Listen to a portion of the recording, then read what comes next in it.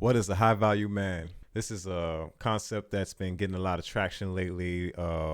Thanks mostly in part to this dude here, Kevin Samuels. He's let's actually see who this guy is real quick.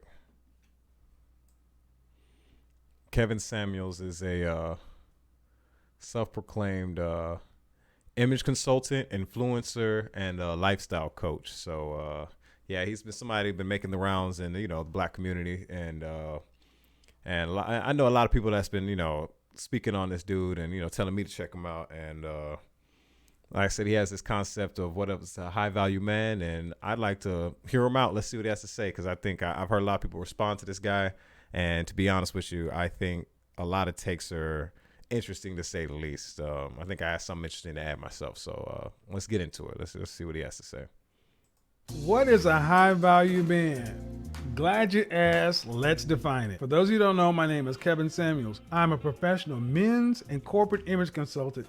My job is to make sure my clients look good, smell great, and are the best version of themselves each and every day. But who are we kidding? The reason you're here right now is because the term high value man seems to be everywhere. Full disclosure, I didn't create the term, guys. High value man has been with us for a long time. I have just put my own unique spin on it and kind of popularized it, and it has kind of gone viral. Well, real quick, I would have to agree with him on that. All those points so far, I don't disagree with him on. He has took the term, popularized it, put his own spin on it, and it has gone viral. So at least in my community. So let's keep it going. So many people are talking about high value this, high value that. And many times they're actually talking about me and saying as though, well, Kevin said this or Kevin said that. And many people are getting it 100% wrong. So in an attempt to make sense of all this, I want to give you guys the simple 6 basic principles that I define as being high value. Now, again, you don't have to agree with what I'm saying, but this is what I'm talking about when I'm saying a high value man. First of all, let's go over some basic definitions. High, great, greater than normal in quantity, size, or intensity. Value, the regard of something held to deserve, the importance, worth, or usefulness of something. And man, an adult human male. So when you put all that together, what do you have? An adult human male that's greater than normal importance or usefulness to what? The group. Basic economic principle states that. Okay, so before he gets into that, he set some some basic parameters we can go by, which I like, which helps to define. He defined high value man, and somebody who has great importance to the group, whatever the group means. And he'll go. I think he goes into what he means by the group later. But we have some clear definitions to go off of, which I appreciate. So let's keep it going. The value of something is what a market is willing to pay for it. The value is determined by what? The market. And when we're talking about individuals, the market is other people, men or women. So a high value man is completely determined by the market.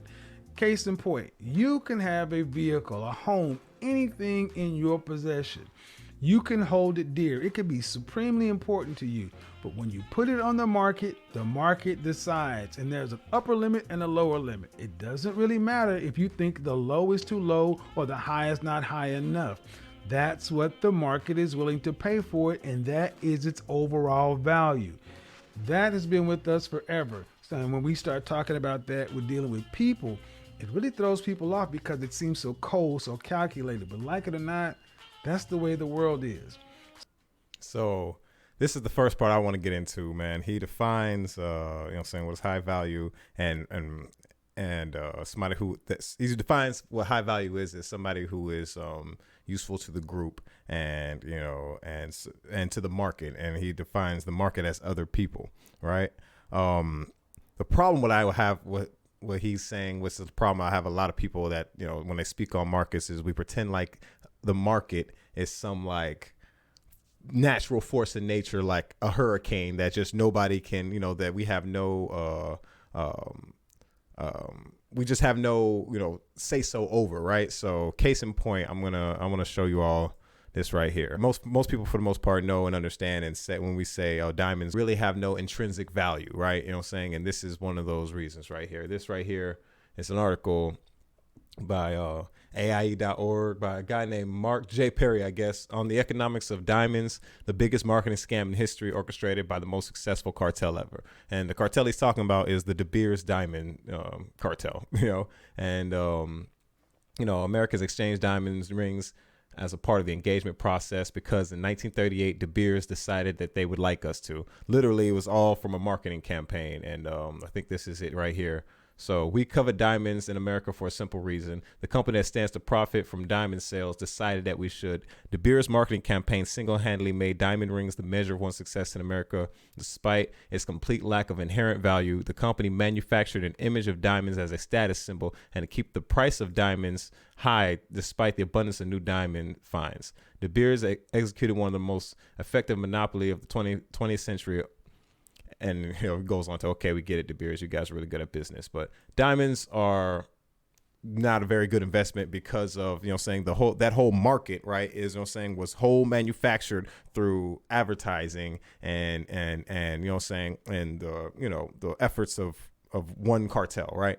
And don't get me wrong, I guess if you want to say, oh, it was, they did a great job, tricking people into, tricking an entire society to thinking that this is something intrinsic to them as a people, but it's definitely one of those things that's like, hey man, markets aren't some natural force in nature. We decide markets, we set markets. So the way he's speaking on them as if they're just like, hey, it's just the market decides, we don't have nothing to do with that. That's not true. We set market decisions. That's literally whole cloth on us as people. So there's that part. Let me keep it going. So let's get into this whole high value man thing. Number one, in order to be a high value man, it starts with money. Again, like it or not, I didn't put the 6-figure thing out there. It's been with us since the mid 80s, and like it or not, that's where this whole thing starts. You can't be high value and homeless, so you have to make a certain amount of money, and the line is roughly at $10,000 a month adjusted for Atlanta dollars. If you live in San Francisco, LA, New York City, where the cost of living is higher than 100%, you need to adjust it. So $10,000 a month gets the starting point off for high value. Don't shoot the messenger.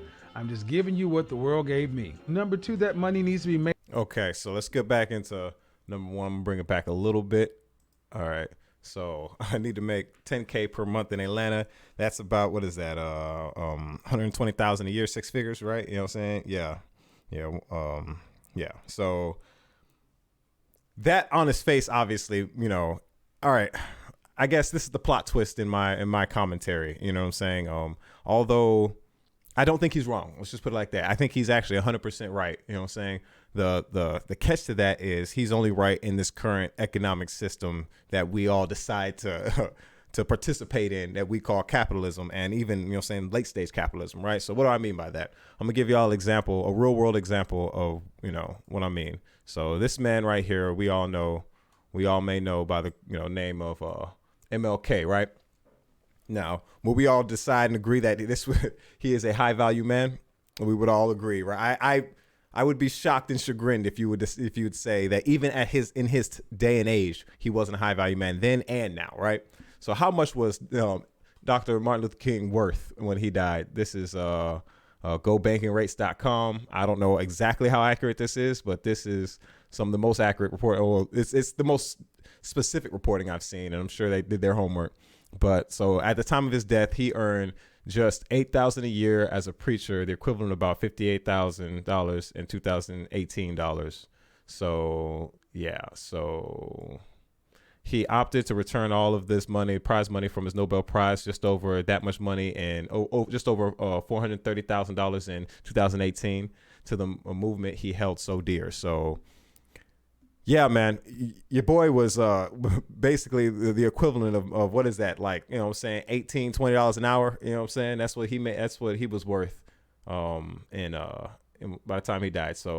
So far, by just by step one, Martin Luther King, by point one, Martin Luther King wouldn't be considered a high value man. There's about six points that Mr. Samuels makes in regards to what a high value man is, but this just off the bat, saying Martin Luther King fails. So like I said,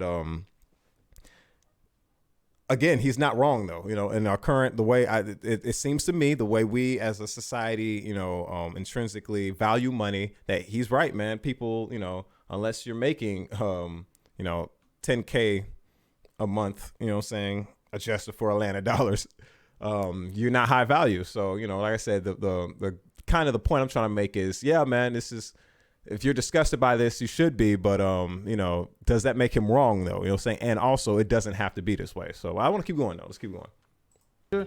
I'm just giving you what the world gave me. Number 2, that money needs to be made over a length of time, i.e. performance. And that's roughly about 5 years. And about the 3-year mark, you're kind of starting to scratch the surface. Why does it need to be 5 years? Well, because guys, it's a matter of consistency and stability.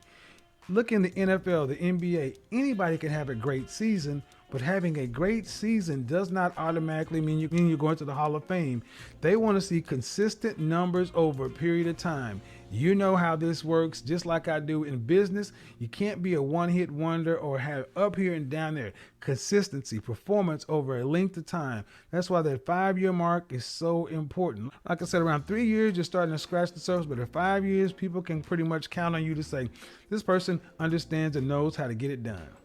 Okay, so number 2, length of time, performance, dictates a high value man. This one, I don't have too much of an issue with. I just think, there's an interesting conversation that can be had about, I think it can bring us to an interesting point about consistency and stability that I think that's lost on a lot of people, for mainly that being in the struggle makes it borderline impossible to be consistent or stable. So, this already takes so many people out of the possibility of being high value. And, we're saying man, but, I view this as a, either gender, whatever you decide, as high value person to me. Right. But so what I mean by that is if you're a felon like me, if you have a felony and, can't, don't have a license or something, or can't get houses in your name, can't just can't do basic life stuff, it makes it very hard to be consistent and stable, right? Or even being homeless, right? How do you expect somebody who's had a rocky life, like let's say they had grew up in a broken home, latchkey kid, moving around their entire lives, never lived anywhere longer than 2 years, how do you expect that person to all of a sudden become stable and consistent? It's just it's not really realistic. And it's one of those things when I notice people talking about how, whether it be homeless people and getting them back on the right track, or anything that has to do with, getting, being a productive member of society from people who haven't been that, it's like we don't factor in the idea that it takes time, people need room to make mistakes, if that makes sense. So like I said, again, I don't necessarily disagree with number 2 would make, being, making you one of the key components of making you a high value person. But yeah, man, these next ones where I think we get in some real interesting territory, in my opinion. So let's keep it going. Number 3 is group acceptance. Like it or not, guys, high value man is like a fraternity. It's like a club, a secret society. And high value men know other high value men. They welcome him into the group. They know what it takes to be there. They know what it takes to get in there. And high value men, group acceptance is supremely important. Guys, secret societies, fraternities, organizations have always been with us. And you know how this just works in just general interaction. Guys that just make their own secret society or club, but it doesn't matter as much as somebody says that group is important. Guys, this is about separation. High value men tend to huddle around other high value men for reasons I'm going to go into a little bit later. But group acceptance is another critical component of being a high value man. But yeah, so group acceptance being a key component of a high value man. Again, like I'm saying, in our current system and the way things are set up right now, I don't think he's wrong. I don't think he is off the mark at all. But just think about, let's get deeper into the implications of what he's saying, right? What does a group acceptance also mean? He's speaking on gatekeepers, right? And what I mean by that is, he's talking about how you need to create separation from other people. You know what I'm saying? That's all gatekeeping. That's the definition of gatekeeping. So, intrinsically, this system that he's, perpetuating and wanting to keep, go forward, intrinsically means that some of you, most of us, me, you know what I'm saying, there's a certain upper echelon that you will never reach because you're not a part of those secret societies and you're not a part of those gatekeeper parts, right? So I guess I should introduce this concept right now already too. So I want to show you all something in this right here. So what you're looking at right here is called the Pyramid of Capitalist System. It's a name for American cartoon caricature of critical of capitalism. Let me actually just bring this up for now. The graphic focus on societal stratification by social class, and it shows a literal social pyramid or hierarchy with the wealthy few at the top and the impoverished masses at the bottom, right? So that's what this right here is. And this was made, mind you, this was made back in 1901. 1901, this was made, right? I want you to see how similar it is to what he's speaking on right now, right? So this right here, how does this, tell me if this looks familiar, right? Tell me if these people down here look familiar to you or not. Because to me, even though, ain't no black people on this, if you know, first of all, right? But these right here are me and you. This guy right here looks like a bartender to me, right? You know what I'm saying? We got carpenters. We got, you know what I'm saying? These are degular people. You know what I'm saying? These are just the masses, right? You know what I'm saying? And they are holding up the bourgeois, the bourgeoisie, the elites, those people, the Kardashians, if you want to call them, right? You know what I'm saying? The people who just, get drunk and high off the hog, just, get fat. And who are these people, right? This gets deep. This is the police, bro.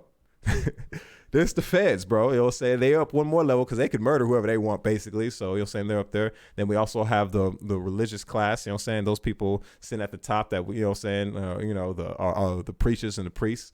And then at the top, we have the kings and queens, right? Which today's age would be who? The Jeff Bezoses, the Clintons, what if you want to say, the Bill Gates of the world, right? The Elon Musks. And on top of all of it is, the king ruler of everything is money, right? This was in 1901. And really think about it, though. This is exactly what our society is. It is a triangle, right? This is there's a wealthy few at the top, and the base is all us regular people. And how that is done is by creating separation, just like your boy right here said. Create separation. That's what that is. It's getting group acceptance. You are not allowed. There is clear demarcations for these groups, right? You'll never make it up here. Matter of fact, this is actually a really deep concept, because what exactly is really happening is we are holding up them. Like this lifestyles, these people's life, this wouldn't be possible without us.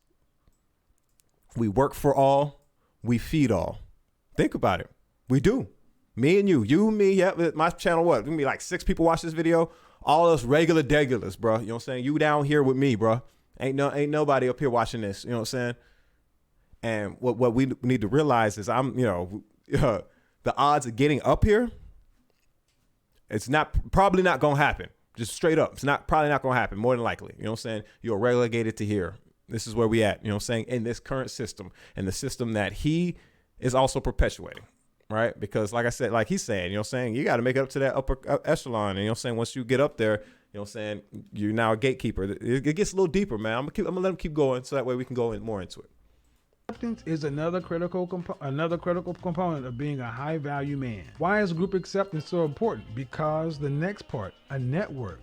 You have to have a network of other high value men and others. This is another stumbling block for a lot of guys, for a lot of people, because they may have the money, even the length of time. They may look like they fit the group, but if they don't even have any other high value contacts or network, a group of others, that person is going to be looked at with a side eye. Think of it like this.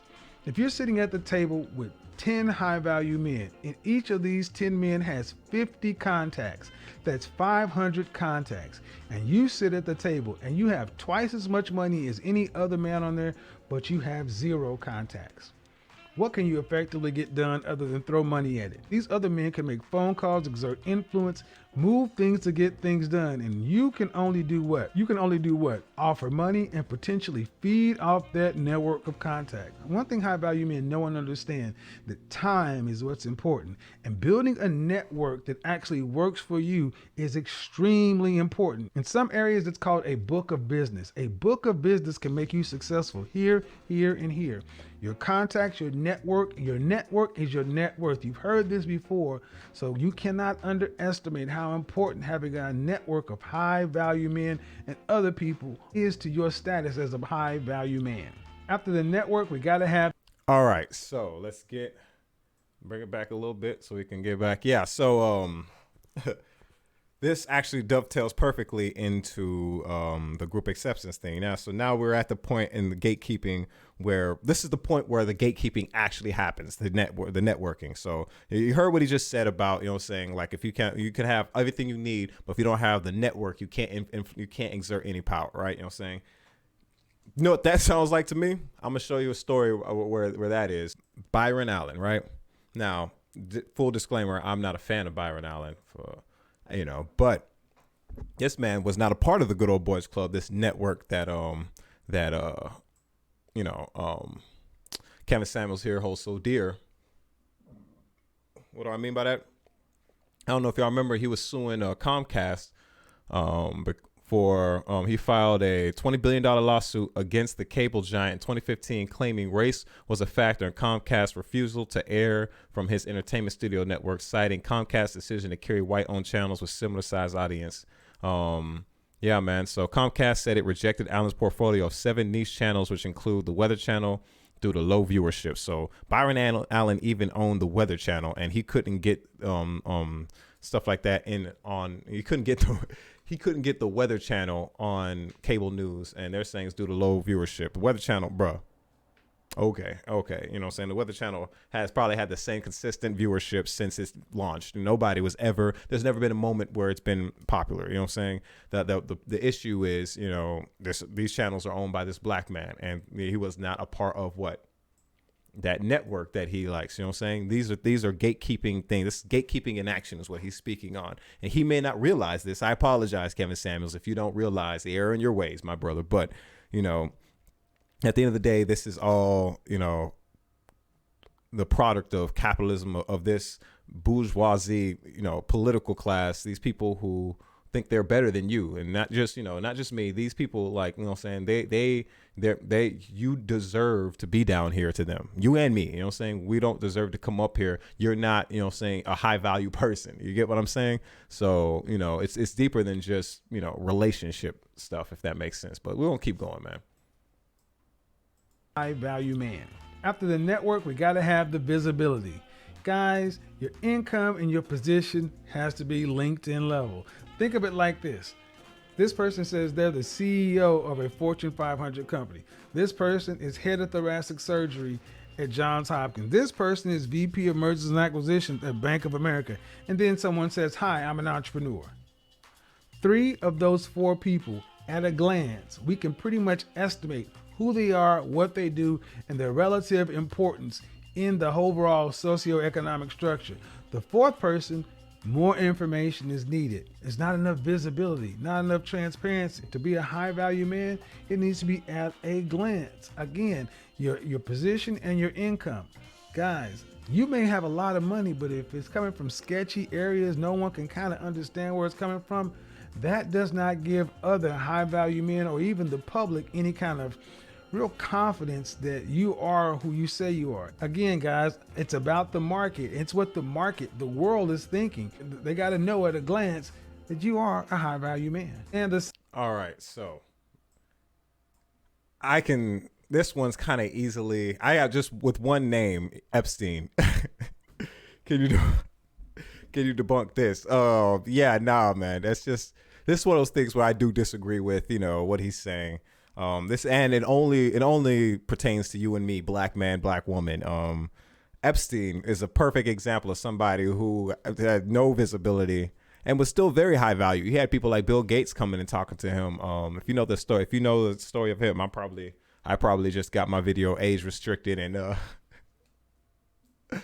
suppressed just that quick by saying that name. But But yeah, man. So if just look up Jeff.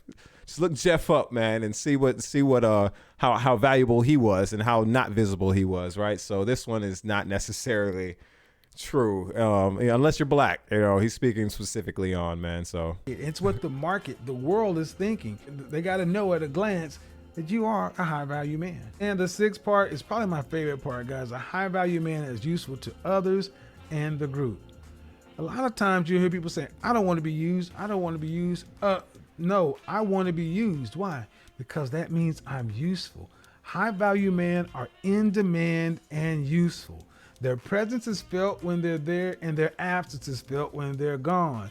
That is how you know you're really a high value man. How you can move things, your ability to influence things, and that is your relative usefulness. In economics, it's called utils. How useful are you to the group? Again, there's no high value homeless, neither are there any high value loners. If you have all these resources, all this stuff, but it's all hoarded for your own selfish ends and no one can benefit from your money, your network, or anything you have, how valuable are you to the group, to the world, to other people?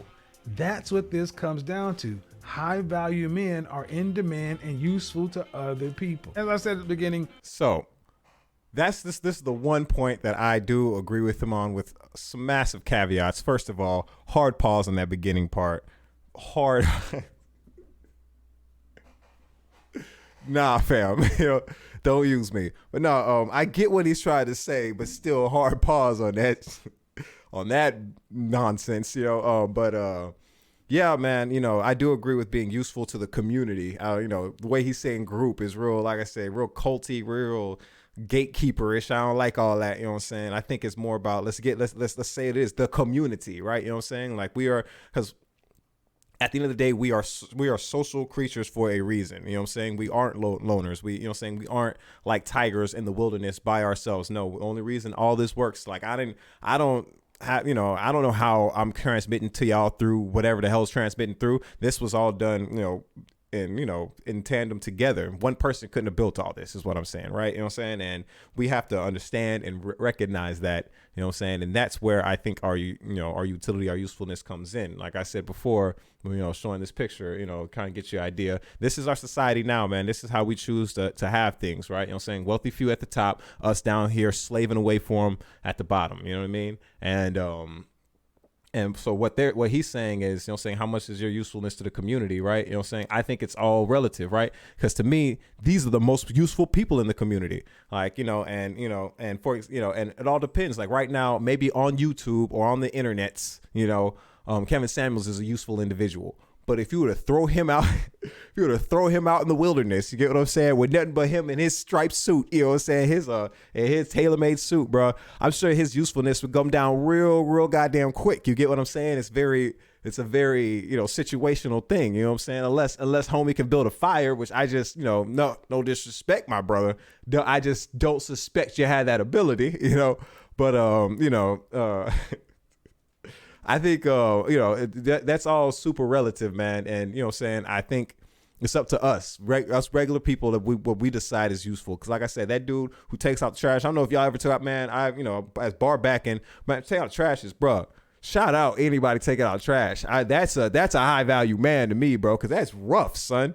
All them goddamn flies and shit, maybe. Oh, man, bro, appreciate the people taking out the trash, bro. That's high value to me, right? You know what I'm saying? And especially like, if we have another Carrington level event, which I guess on a quick side note, Carrington event was a powerful geomagnetic storm on September 1st through 2nd, 1859, during the solar cycle 10 of 1855 through 1867.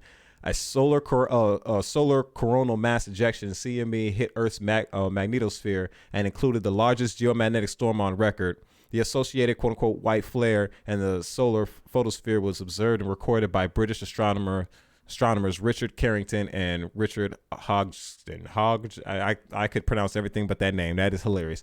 But yeah, so basically what happened was this event, it knocked out like this back then we only had like the Morse code. That's where our electrical grid was. But the storm was so massive and affected all of our electrical equipment so much it caught the paper that we were sending Morse code on fire. So if an event like this happened today, we'd be screwed, y'all. The society would be completely done. You know what I'm saying? And somebody like him, usefulness, value will go real low real quick is what I'm saying. You know what I'm saying? So like, this is just, we gotta decide, we as a society decide what value is, you know what I'm saying? And the big thing is, I want you all to remember that you do have, your decision does matter. Because remember, like, none of this could be real. The only thing guaranteed is, what you're thinking, what you're seeing, right? I could not be real at all. Nothing you watching or seeing could be real. The only thing that you have control over is your decisions, and you can change the world. You make a change, right? Just like that's how I look at it with myself, man. If you don't want to be a cog in a machine, if you don't want to be stepped on, you know what I'm saying? If you don't want to be if you don't want to be this right here, man, honestly, I make sure you join the co-op down below, Marty and the Breaux. And yeah, man, this is High Value Man Defined from Kevin Samuels. Let him get his last words in real quick, because I think he ends it and kind of cleans up a little bit what he's saying. High value is all the rage, all the buzz right now. I didn't make it, but I want to clarify what I mean when I'm talking about it. The 6 basic principles of being a high value man, and that by no means is the end of it. Each individual person, after that 6 basic things there, they maybe put other things on top of it. They may have religious concerns, personal motivations, but those 6 core things need to be there. Look at it this way. High value has been with us forever. There's always been a ranking system, irrespective of race, culture, period of time. You will see higher value men, higher value individuals separate or be separated from the pack. That is how this works. You don't have to like it, but you do need to accept it. High value men understand that the world is a competitive place. All's fair in love and war, right? And high value does 2 things for men. It gives you more options, and it gives you an opportunity to get more favorable outcomes. If you want more options or more favorable outcomes, you need to increase your overall value. And that principle is pretty well understood everywhere except when it comes to us. It gets personal, it gets hard, it gets difficult. And some of us don't like to reduce human beings to things that are so seemingly cold and calculated. But like it or not, that is what it is. We have civilized the world in general. We have evolved, but at the end of the day, we still had that primitive brain, that hunter-gatherer, fight or flight. And even though in the suit and all that other kind of stuff, that is who we are when it's right down to it. Better to. So, all right, I he's ending it here, but yeah, let me speak on some of this buffoonery that he's speaking on right now. Yeah, man, that's not naturally how we are, man. Like, as far as, this weird hierarchical brain structure that he's thinking, no.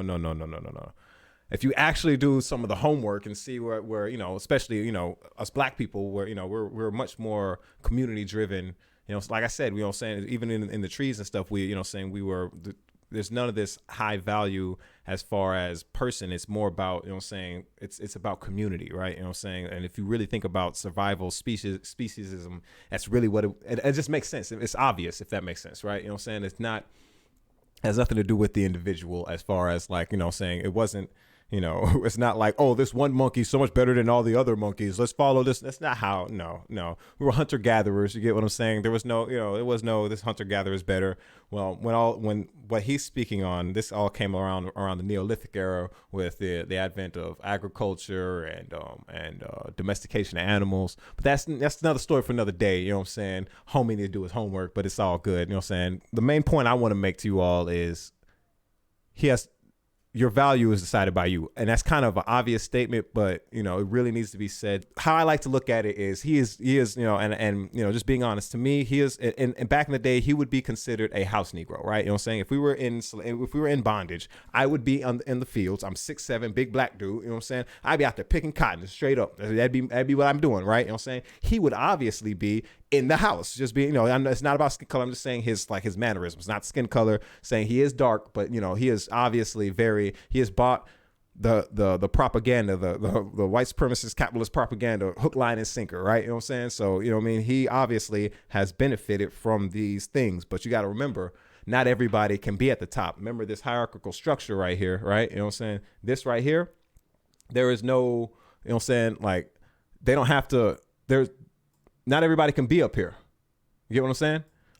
most people will be down here with us. You know what I'm saying? And that's what you have to think about. It's like, hey, at the end of the day, this is a numbers game. You know what I'm saying? A lot of these people were born into these positions and whatnot. You know what I'm saying? Just by nature of your skin color, the odds of you making it up there are astronomically low. If you're right now, if you're in your 20s, 30s, and you're down here with me working menial jobs, bro, the odds of you even making it to this side is it's just probably not going to happen. You know what I'm saying? And we need to understand that, like, hey, it doesn't have to be this way. There's a different way of actually, you know what I'm saying, structuring society. And until we hold our nuts, like, you know what I'm saying, man, what is he talking about? It doesn't have, no. You know what I'm saying? You know, with this, the idea that, you know, that it has to be, it's always going to be this way is wrong. Just like with slavery. Could you imagine, you know what I'm saying? Like, if I'm like, man, I'm tired of picking this cotton, man. Fuck that. Let's rise against master. Man, screw him, right? You know what I'm saying? Let's get out. Let's get free. You know what I'm saying? He would be like, no, well, we get 3 meals a day. You know, it is what it is.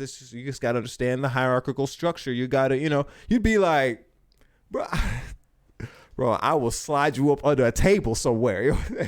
You know what I'm saying, though? Like, and it's just really you really have to look at it the exact same way. If you know what I'm saying, like, unless you're okay with being relegated to being in the field, you know what I'm saying? Nah, son, you know what I'm saying? Like, no. We all putting in work out here, son. You know what I'm saying? And that's what it is, right? So that's my, you know, opinion on Kevin Samuels. Like I said, you know, currently right now in our current structure of system, and if you agree with what he agrees with, if you know, like this system and the way things are, you know, yeah, he ain't lying. He's right. This is the way, this is what people believe in. This is what people think. This is the stuff, this right here is the stuff people really want to, you know, believe in right now. And they think, you know, a lot of people don't realize that it not only has it not always been this way, it doesn't have to be this way going forward either, right? You know what I'm saying? Change gonna come, you know what I'm saying? Like, and that's the same thing with slavery. I'm sure there were some black people just like him were like, this is just the way it is. It's just always gonna be this way. You know, you just gotta learn to roll with the punches, you know what I'm saying? There were some people like me that was like,